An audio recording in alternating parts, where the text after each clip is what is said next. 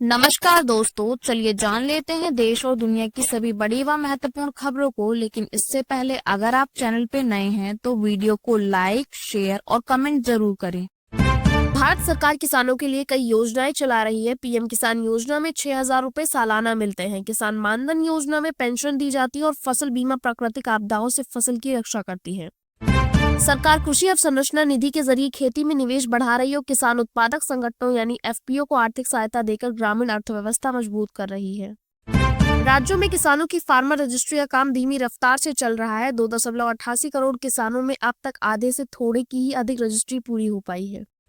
बिहार शरीफ में राहुल गांधी ने रैली में कहा कि महागठबंधन की सरकार में हर धर्म और जाति का सम्मान होगा और नालंदा को फिर से शिक्षा का केंद्र बनाया जाएगा। छठ के बाद बेतिया रेलवे स्टेशन पर यात्रियों की भीड़ बढ़ गई है। टिकट काउंटरों पर लंबी कतारें हैं और बिचौलियों के कारण तत्काल टिकट मिलना भी मुश्किल हो गया है। दिल्ली पुलिस 1 नवंबर से साइबर धोखाधड़ी के मामले में eFIR दर्ज करने की सुविधा शुरू करेगी, जिससे अपराधियों पर तुरंत कार्रवाई संभव होगी। उमा भारती ने घोषणा की कि वे 2029 लोकसभा चुनाव लड़ेंगी और गंगा और गोवंश संरक्षण जैसे मुद्दों को लेकर जनता के बीच में जाएंगी। अमित शाह ने राहुल गांधी पर पलटवार करते हुए कहा कि जो प्रधानमंत्री मोदी का अपमान करेगा उसी कीचड़ से कमल खिलेगा और एनडीए बिहार में फिर से जीतेगा। जस्टिस सूर्यकांत 24 नवंबर 2025 को देश के अगले मुख्य न्यायाधीश बनेंगे। वह हरियाणा के पहले सीजीआई होंगे और 14 महीनों का कार्यकाल पूरा करेंगे। बिहार चुनाव में महिला मतदाताओं पर सभी की नजर है। प्रियंका गांधी को महागठबंधन ने महिला वोट बैंक मजबूत करने के लिए आगे किया है। राजद उन सीटों पर प्रचार से बच रहा है जहां कांग्रेस और भाजपा के बीच सीधा मुकाबला है, जिससे गठबंधन में तनाव बढ़ गया है। हरियाणा के जींद में खेत में लगी आग से 2 किसानों की मौत हो गई। शॉर्ट सर्किट से आग भड़कने पर दोनों कमरे में फंस गए। महाराष्ट्र में बच्चू कडू के नेतृत्व में किसानों ने हाईवे जाम किया, जिससे 20 किलोमीटर तक ट्रैफिक जाम लगा और कोर्ट ने सड़क खाली करने का आदेश दिया।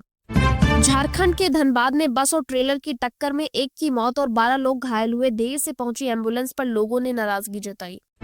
डोनाल्ड ट्रंप और शी जिनपिंग 6 साल बाद मिले हैं, जिससे अमेरिका चीन व्यापार युद्ध खत्म होने और टैरिफ घटने की उम्मीद बढ़ी है। पाकिस्तान की खुफिया एजेंसी आईएसआई ने बांग्लादेश में नया बेस तैयार किया है, जिससे भारत की पूर्वी सीमा पर खतरे बढ़ गए हैं। गढ़चिरौली के आदिवासी इलाके में मोबाइल मेडिकल यूनिट अब सीधे गांवों तक पहुंच रही है, जिससे ग्रामीणों को मुफ्त में इलाज मिल रहा है। मुंबई के आर्य स्टूडियो में बच्चों को बंधक बनाने वाले आरोपी रोहित आर्य की मौत पुलिस की जवाबी कार्यवाही में हुई।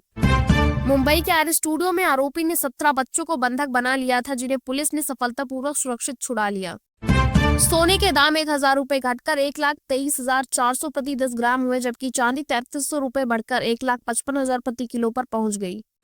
मुंबई में डोनाल्ड ट्रंप के नाम से फर्जी आधार कार्ड मिलने पर एनसीपी नेता रोहित पवार के खिलाफ एफआईआर दर्ज की गई है। महनार में तेज प्रताप यादव के काफिले पर समर्थकों ने पत्थरबाजी की, जिससे अफरा तफरी मच गई और पुलिस ने हालात संभाले। आईएमडी ने बिहार, झारखंड, असम और गुजरात समेत कई राज्यों में भारी से बहुत भारी बारिश की चेतावनी जारी की है। मोकामा में जनसुराज प्रत्याशी प्रियदर्शी पीयूष की रैली में गोली चलने से एक समर्थक की मौत हुई। जेडीयू समर्थकों पर आरोप लगा है।